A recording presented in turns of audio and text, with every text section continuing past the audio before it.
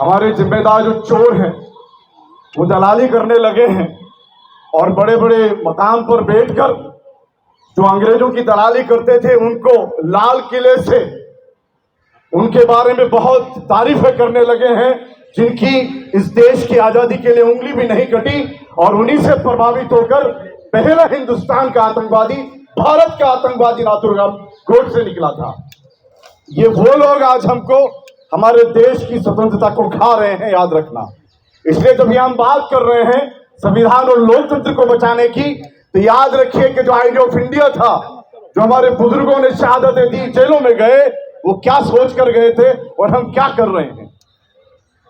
इसीलिए जो अभी अडानी को 9,000 बीघा आसाम के अंदर जमीन दी है और वही 14,000 घरों को जो ट्राइबल्स हैं, शेड्यूल कास्ट हैं और माइनॉरिटीज हैं, उनको वहां से निकाल दिया।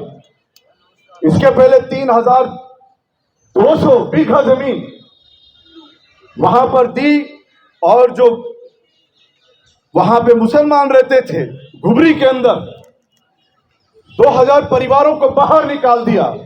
ये चल रहा है देश में। आप सब यूएपीए को जानते हैं, अनलॉफुल जो एक्ट, जो प्रिवेंशन एक्ट, जिसके लेकर तमाम माइनॉरिटीज को, खासतौर पर मुसलमानों को, सरदारों को, कई दलित भाइयों को अर्बन नक्सल राइट्स के या अर्बन नक्सल के नाम पर जो हालात कर रहे हैं और जेलों में डाल रहे हैं। आप सोचना चाहिए कि जो लोग सोच रहे हैं कि जो एसआईआर है, जो सर करके लेकर आए हैं, ये भी तो एक यूएपीए का रूप है। आपको साबित करना पड़ेगा कि आप देश के नागरिक हैं। आपका जो वोटर लिस्ट में नाम है, वोटर आईडी, उसको नहीं मान रहे हैं, देश कहां जाएगा। ये मामूली बात नहीं है। हम सब जो मिले हैं, अगर वो लोग संजीदा हैं अपने बच्चों को लेकर, जब घर से निकले, हम लोग तो याद रखें कि अगर आज हमने काम नहीं किया तो हमारी जो बहन बेटियां हैं, हमारे जो बच्चे हैं, हम लोग सबसे पहले दुश्मन है उसके। ये सिर्फ सजाने के लिए नहीं बैठे हैं, हमें सोचना है कि हमारी जिम्मेदारी कितनी बड़ी है। इसलिए भारतीय बहुजन अलायंस से जो social democratic party of India जुड़ी है, वो बहुत उम्मीद के साथ जुड़ी है और ये उम्मीद करती है कि जो जैसे ये ज्ञानेश्वर जैसे जो ज्ञान फैल रहे हैं, जो इलेक्शन कमीशन जिनको दे दिया गया है, जो आज बीजेपी के प्रवक्ता की तरह बात कर रहे हैं, हम सबको जो भी एंटी-पीपुल्स पॉलिसी आएगी और इस तरीके जो भी नापाक तरीके से लोग आएंगे, तो हमें सड़कों पर आना पड़ेगा। राहुल गांधी आज बोल रहे हैं, उन्होंने जो वोट चोरी की बात की है, उस वोट चोरी को हम समर्थन देते हैं, लेकिन इससे कई साल से हम लोग इसको बोलते चले आ रहे हैं, वोट चोरी हो रही है। महाराष्ट्र के इलेक्शन में हम लोग कई बार हमने प्रोटेस्ट किए हैं, स्टेटमेंट्स दिए हैं।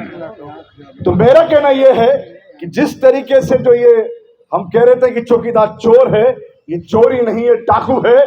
ये आपके घरों पर हमला कर रहे हैं।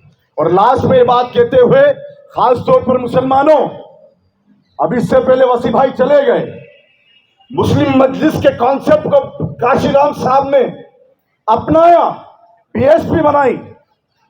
पहली बार पेरियार साहब को नॉर्थ में लाने वाले, और ये जो आज मुसलमान अपने आप को ये सोच रहा है, ये ध्यान रखे कि मुसलमान या माइनॉरिटी नहीं है, पॉलिटिकली सियासी तौर पर मेजॉरिटी है।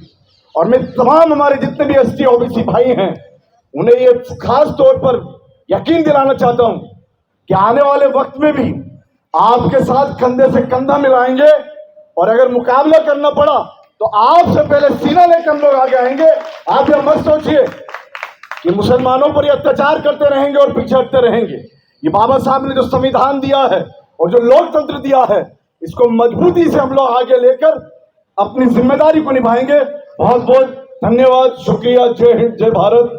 बहुत बहुत शुक्रिया।